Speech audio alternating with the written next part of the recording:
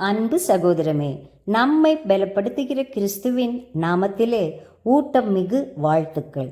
பரிசுத்த ராஜரீக ஆசாரிய கூட்டமே, ஹியூமன் இன்டெலிஜென்ஸ், ஆர்டிஃபிஷியல் இன்டெலிஜென்ஸ் அனைத்தும் நமது தேவனுடைய மடமைக்கு சமம். தேவனுடைய பலவீனம் என்பது மனிதருடைய பலத்திலும் அதிக பலமாயிருக்கிறது.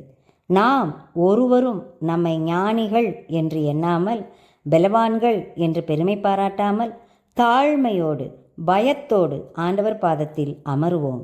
அன்பு ஜனமே, அழைக்கப்பட்டவர்களாகிய நமக்கு கிறிஸ்து தேவ பலனும் ஞானமுமாய் இருக்கிறார்.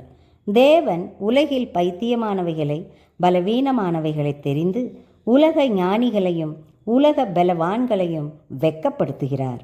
நிறைவானது வரும்போது குறைவானது ஒழிந்து போகும்.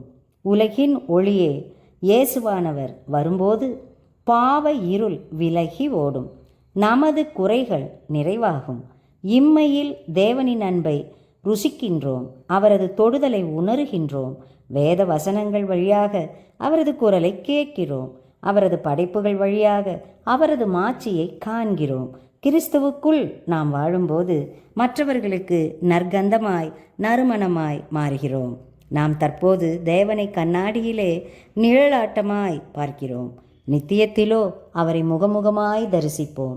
தேவனால் தெரிந்து கொள்ளப்பட்ட இஸ்ரவேலே, நாம் இம்மைக்குரியவர்கள் அல்ல, தேவனுக்கு தேவ ராஜ்யத்திற்கு உரியவர்கள். நாம் கிறிஸ்துவுக்கு உரியவர்கள். கிறிஸ்து தேவனுக்கு உரியவர். பந்தயத்திற்கு போராடுகிற யாவரும் எல்லாவற்றிலேயும் இச்சையடக்கமாய் இருப்பார்கள். அழிவுள்ள கிரீடத்திற்காய் அவர்கள் போராடுகிறார்கள்.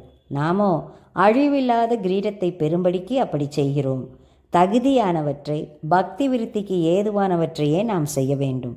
ஏனென்றால் நாம் ஒன்றாக இணைந்து கிறிஸ்துவின் சரீரமாயும் தனித்தனியே அவரின் அவயவங்களாகவும் இருக்கிறோம். நாம் ஜெபிக்கலாமா?